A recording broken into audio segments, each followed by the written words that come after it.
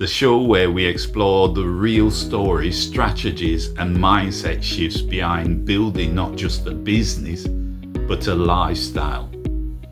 Running a business can be challenging. It takes courage, with lots of ups by taking action, and often the downs are our lessons.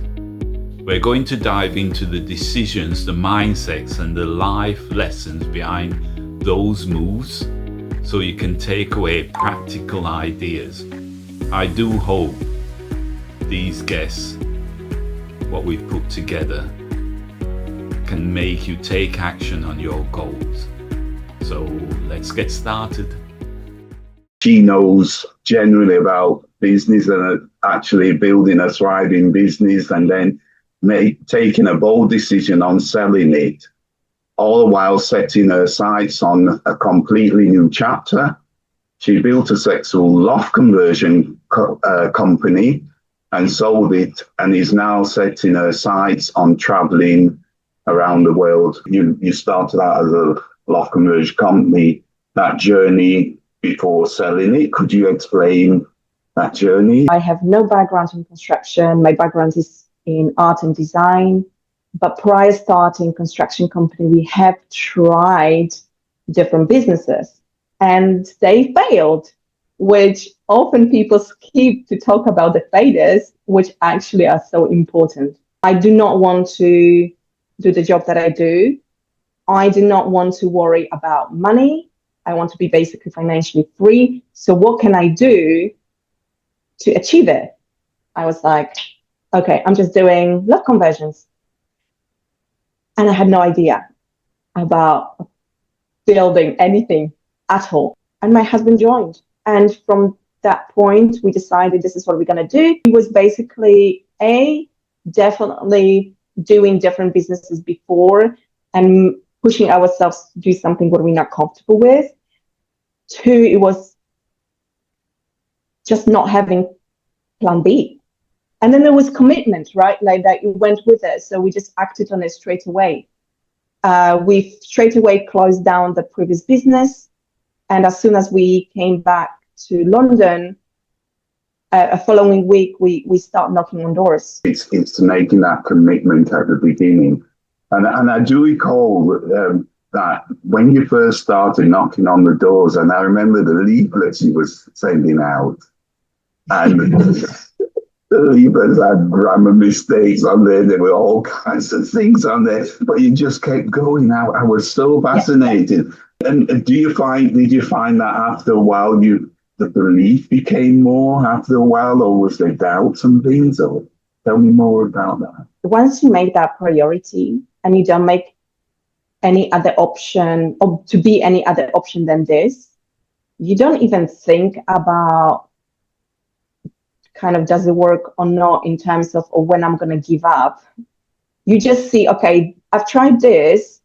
I have these results. Am I happy with them? Yes or no? Yes, then I'm carrying on. If not, then I just adjust and change and move on. My big learning was that definitely, and you hear that, but it doesn't have to be perfect. Like when you start just pushing through and you see the results in terms of not necessarily just the monetary as in money, but you see people start getting interested and you start seeing some value in what you're doing, that's enough to push further. Me and you was on the same coaching, which was Wilson Luna's coaching. What benefits was that? I always say, like, you have to get a mentor, get somebody who knows, right? You need to get somebody who sees it from outside, who is not emotionally attached to it or involved in what you want to do or what you're doing, and who can guide you a little bit better. It doesn't mean they get it 100% right. But I think that having that external person, for us, it just transformed everything. I think there is always so many blind spots that you're just not able to see yourself. And it's priceless to have somebody outside to help to guide you or to shine a light on those dark spots. I find being a builder myself, you do certain projects and you don't make any money on it, or you might get somebody else in and it's up and down all the time. How was that journey for you with the numbers? So we actually haven't had anybody to look at the numbers. And that's why our very first projects, we messed up with the pricing. We were very clear towards each other and ourselves that we're not going to accept any works that we know from start that we're going to make some tiny money or we're going to break even just for the sake of having that. Like, that was a no-no. After the first 4 projects that we really messed up pricing, we never did that again. It never happened. We were never at loss. That kind of building your back end of the great teams meant that 80% of time we had the awesome people. It meant that we were very sure about the service that we're providing and therefore the pricing that we put. I can see that challenge, and I've been through it myself, where you're going along and you're thinking, is this working? Is that price? Will I get? Because the balance between a sale and a no sale, and too high and too low, it's a dance, isn't it? For us, it was definitely, we start looking at options, how we can perhaps make the price a little bit more affordable for the clients. And then start looking at outsourcing certain things.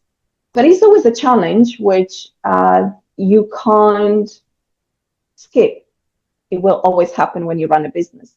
If you're happy where you are, or you all the time keep how you're doing things now, they're not going to work in 2 years' time or 3 years' time. One of the things I do recall in the early days when I first met you, and I remember visiting your home, and you were one of the first people I met who didn't have a TV. Oh, yeah. And it was like, whoa, where is the TV? And that was something which, because you was consistently learning, consistently growing, and consistently using your time correctly. And so what I found when you go on to the coaching and he teaches you about your time, how you use your day, I'd imagine that worked for you really well. You have to, almost in the brackets, I say sacrifice, because once you start kind of sacrificing certain things, there is so much greater thing waiting on the other end. You do have the desire to run your own business and construction business, and there are certain things that you have to be different than other people. And the crucial question then, you've got this business, what made you think that it's time to sell it now? We both knew from the start that this is not business that we're going to run forever at that time. And we got there fairly quickly. We got pregnant, and I very quickly left the business because I was the one running all the sites. So, not necessarily safe to climb the ladders and scaffolds with a big belly. So I stepped out, and my husband started adjusting the business to be more self-sufficient, stripping down again what we need and like versus what we kind of think we want and need. And that was the time when we were like, well, actually, that's what we want to do. So traveling and having stationary business in London, it was not a good idea. But it was a very good decision. It was an emotional decision. We were very pleased to sell it because we knew that it opens other doors for us as individuals, but also as a family. You could zoom back into when you more or less started Kasia. What one thing would you do differently where you are now, which you think could help our viewers? When starting this particular business, I wouldn't do anything different. Like, I genuinely feel that I have pushed to my limits. I have tested a lot of my strengths and building loads of new skills. We were unstoppable. We literally were like crushing and like, there is no option. Just all of you get out of my way. I'm just doing it. And we didn't listen to anybody other than Wilson. We didn't talk much to anybody other than people within this environment. So I wouldn't do it. I would still have a mentor. I would still do it with my husband. Just, I don't think I would do anything differently. I think a lot of people want it easy. They just want this journey to be easy, but the journey is what it is. And if you're trying to be something, you've got to match the journey and be the character to be able to take on these difficult decisions, difficult moments, and things like that. And you're right, and being around the right people does definitely help, because people misunderstand you a lot of the time. It's important to mention that a lot of us, and I was one of those people for a long time, saying that I want this. I want that financial freedom. That was my objective, in essence. But I was not ready to give up certain things before, or prioritize it, or put the time and effort. Because a lot of people say, like, I want to run business because I want to be my own boss, so nobody can boss me around. But nobody talks and understands that you have to be the boss for yourself. I've seen your video of your wonderful home. I remember when I first visited there, when you were the downstairs and you've got the upstairs now, and a wonderful conversion. Could you walk me through that journey, how you took that path from starting? I always dreamt of a beautiful space, minimalistic, very calming, where I feel home. And we could create it again because we ran the business, because we were already in a pretty good financial place. And then we started a week before we had a lockdown, because we knew we're not going to have clients. So we suddenly could push all the teams to do our house.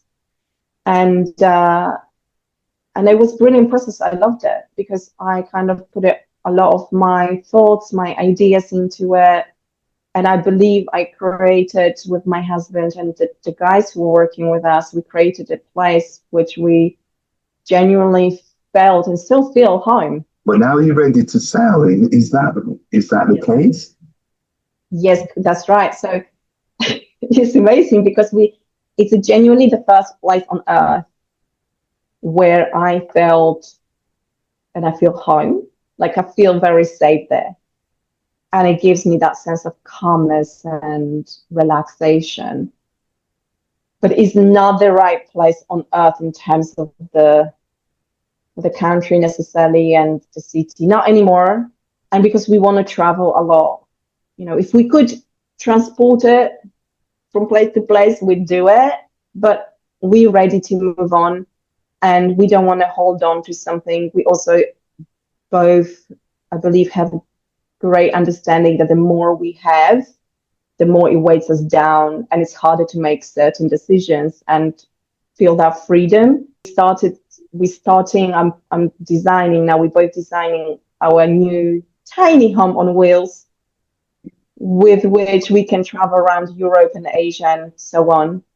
But that house in London is ready to be a new home for somebody else. You probably can just email me directly on my email address, which I can pass it on to you if anybody would like to chat, have a question about business, construction side, being foreigner in London and opening a business. That's also different. Being a woman in construction, oh my God, that's a whole other subject. Oh, wow, and that's another podcast. That's a massive one. So that's been interesting. Or anything about traveling and running a business and having a little kid. If you could pass one or two items of somebody who's going to start out in business, because a lot of people start and they fall away after a few years. What advice would you give them to keep going, I guess, or anything to do with what your thoughts are? I believe you need to be honest with yourself. What is that you want? What are the priorities? Like now, like what is that you want from yourself? Where do you want to get? So I think that would be first, and like being really genuinely honest and dig deep. You've got to get a mentor and a couple, even one person that's in the similar environment will change your world. So that's the two things. So, but if this is what you want, get the right people who can help you with it and be with you on the journey. I think we can't, as a human beings, to do anything alone. Like, we need to realize this. We can't be self-sufficient as such. Like, we need others. So I think that's the two things. And it's okay that things change.